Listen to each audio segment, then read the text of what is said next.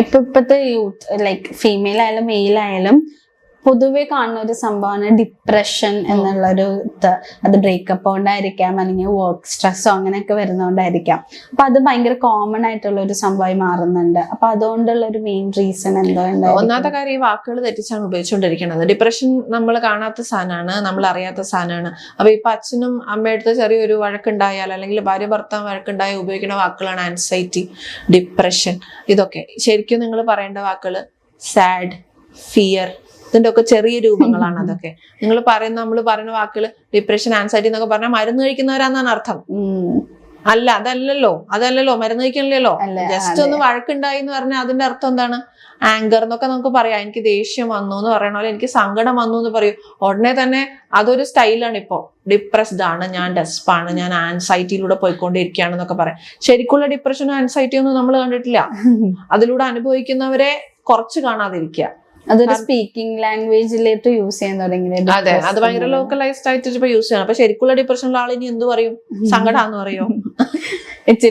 Scientific ആയിട്ട് depression level 1, 2 എന്നൊക്കെ പറയേണ്ടി വരും. അപ്പൊ അതുകൊണ്ട് അവരെ കോംപ്ലിക്കേറ്റ് ചെയ്യാതിരിക്കുക.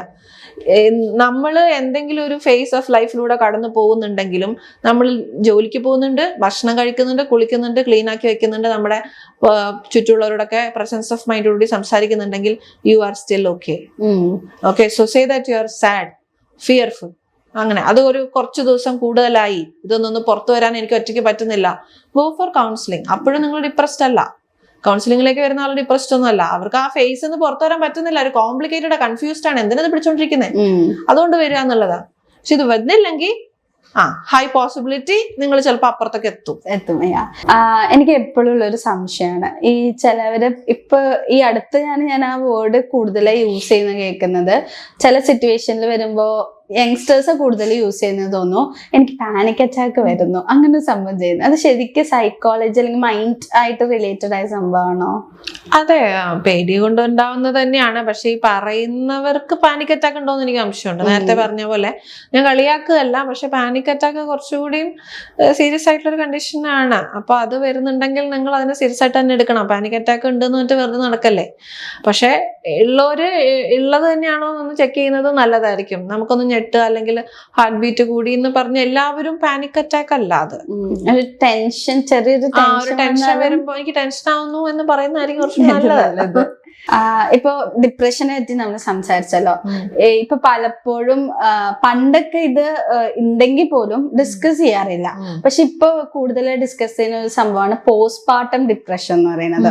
അത് കാരണം കൊണ്ട് വിമനിൽ വരുന്ന ഇഷ്യൂസും കുറെ ലൈക് ക്രൈം വെച്ച് നോക്കുകയാണെങ്കിൽ കുറെ കുട്ടികളെ കൊല്ലുന്ന ടെൻഡൻസി ഒക്കെ വരുന്നതും. അപ്പൊ ശരിക്കും ആ ഒരു പോസ്റ്റ്പാർട്ടം ഡിപ്രഷൻ എന്ന് പറയുന്നത് എങ്ങനെ അത് കൺട്രോൾ ചെയ്യാൻ പറ്റും വിമൻ എന്നുള്ള രീതിയിൽ? അഡ്രസ് ചെയ്യാന്നുള്ളത് തന്നെയാണ്. അപ്പം വീട്ടിലുള്ള ആൾക്കാരോട് അവർ പറയുന്നുണ്ടാവും ചിലപ്പോൾ, അല്ലെങ്കിൽ അവർക്ക് സ്വയം ഫീൽ ചെയ്യുന്നുണ്ടാവും, അല്ലെങ്കിൽ ഇനി അവർക്കും ഫീൽ ചെയ്യുന്നില്ലെങ്കിൽ വീട്ടുകാർക്ക് ഫീൽ ചെയ്യുന്നുണ്ടാവും അവർക്ക് എന്തോ കുഴപ്പമുണ്ടല്ലോ എന്ന്. അപ്പൊ അത് എത്രയും പെട്ടെന്ന് അഡ്രസ് ചെയ്യാന്നുള്ളതാണ്.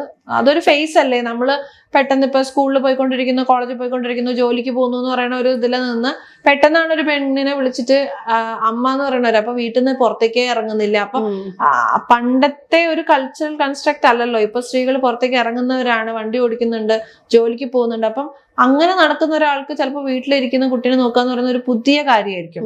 അവരുടെ അമ്മമാര് ശീലിച്ചു വന്ന ഒരു രീതി ആയിരിക്കില്ല അവര് കണ്ടു വളരുന്നത്.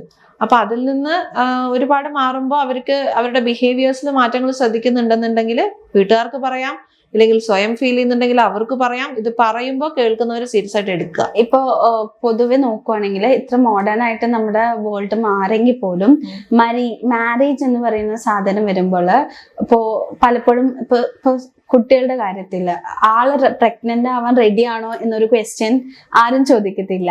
ഒരു കല്യാണം കഴിഞ്ഞ ഒരു പെർട്ടിക്കുലർ ഏജ് ചെയ്യുമ്പോൾ എന്തോ കുട്ടികൾ ഉണ്ടാവാത്ത അങ്ങനത്തെ പല ക്വസ്റ്റ്യൻസ് ആകുമ്പോൾ ഒരു പ്രഷർ കൊടുക്കണം. ഓക്കെ, പെട്ടെന്ന് പ്രഗ്നന്റ് ആവണം. അപ്പൊ അവര് മെന്റലി ഓക്കെ ആവോന്ന് നോക്കാനും പലരും നോക്കാറില്ല. അപ്പൊ അത് എങ്ങനെ നമുക്ക് കോപ്പപ്പ് ചെയ്യാൻ? നമ്മളെപ്പോഴും ചിന്തിക്കേണ്ട കാര്യം, നമ്മുടെ സമൂഹത്തിന് മുഴുവനായിട്ട് മാറ്റണേക്കാളും എളുപ്പം നമ്മൾ അങ്ങ് മാറുന്ന. ഓക്കെ, അപ്പൊ അതുകൊണ്ട് ഈ ചോദ്യം എങ്ങനെ മാറ്റാം എന്നുള്ളത് നമുക്ക് പതുക്കെ പതുക്കെ നമ്മുടെ കുട്ടികളോടൊക്കെ നമുക്ക് പറഞ്ഞു കൊടുക്കാം, ഇങ്ങനെയൊന്നും ആരുടെയും പേഴ്സണൽ ലൈഫിൽ പോയിട്ട് ചോദ്യം ചെയ്യും, നിങ്ങൾക്ക് എന്താ കുട്ടികളില്ലാത്ത, നിങ്ങൾക്ക് എന്താ രണ്ടാമത്തെ കുട്ടി, ഇങ്ങനെയൊന്നും ചോദിക്കുന്നതൊന്നും ഒരു മര്യാദയുള്ള സമൂഹത്തിന് ചേർന്നതല്ല. It's not a cultured way of behaving എന്ന് അങ്ങനെ പഠിപ്പിച്ചു കൊടുക്കാം. അങ്ങനെയാണ് നമുക്ക് സമൂഹത്തിനെ മാറ്റാൻ പറ്റുള്ളൂ. അല്ലാതെ ഇപ്പോൾ അഡൽസ് നമുക്കൊന്നും ചെയ്യാൻ പറ്റില്ല. പക്ഷെ നമുക്ക് ചേഞ്ച് ചെയ്യാമല്ലോ. അപ്പൊ ഇങ്ങനെയുള്ള ചോദ്യങ്ങളൊക്കെ ചോദിക്കുമ്പോഴത്തേക്കും നമുക്ക് അതിന് മറുപടി പറയാതിരിക്കാം, അല്ലെങ്കിൽ ഇപ്പൊ ഞാൻ അങ്ങനെ ചിന്തിക്കുന്നില്ല എന്ന് പറയാം. അങ്ങനെ നമുക്ക് സ്വയം ചിന്തിക്കാം. അല്ലാതെ ആ പ്രഷർ നമ്മൾ എടുക്കേണ്ട, അത് അവര് തരുന്ന പ്രഷറാണ്, അത് എനിക്ക് എടുക്കേണ്ട കാര്യമില്ല. നമ്മൾ നേരത്തെ ഒരു കളിയാക്കുന്നതിനെ കുറിച്ച് പറഞ്ഞില്ല, അതുപോലെ തന്നെയാണ് ഇത് എന്നോടുള്ള ചോദ്യമേ അല്ല എന്നുള്ള രീതിയിൽ ഇരിക്കുക. നിങ്ങൾ പ്രിപ്പയർഡ് ആവുമ്പോൾ നിങ്ങൾ അവരോടും പറയണ്ട, നിങ്ങൾ പ്രഗ്നന്റ് അങ്ങ് ആയാൽ മതി. ഇതൊന്നും അവരെ ബാധിക്കുന്ന കാര്യമല്ല. ശരിക്കും അവര് ചുമ്മാ തമാശക്ക് ചോദിക്കുന്നതായിരിക്കും. അപ്പോ ഇപ്പൊ എത്ര നേരം നമ്മൾ സംസാരിച്ചു, കുറെ കാര്യങ്ങൾ ഡിസ്കസ് ചെയ്തു. അപ്പൊ ലാസ്റ്റ് ആയിട്ട് ഇനി വരുന്ന തലമുറ അല്ലെങ്കിൽ ഇപ്പോഴത്തെ തലമുറയോട് ഒരു കൗൺസിലർ എന്ന നിലയിൽ എന്താണ് പറയാനുള്ളത്? ഇത് ഈ ചോദ്യം പണ്ട് എനിക്കൊരു ഫോർവേഡ് ആയിട്ട് ഞാൻ കണ്ട ഒരു ചെറിയൊരു പിക്കാണ്, what is the advice to the next generation. അപ്പൊ അതിൽ തന്നെ എഴുതിയിരിക്കുന്ന ഫോർ ദ കമ്മിങ് ജനറേഷൻ എന്നാണ്. അപ്പം അവര് പറയുന്നത് ഡോണ്ട് കം, വരാതിരിക്കാന്ന്. അപ്പം എനിക്കത് ഭയങ്കര രസമായിട്ട് വന്നിട്ട് ഞാൻ സേവ് ചെയ്ത് വെച്ചു.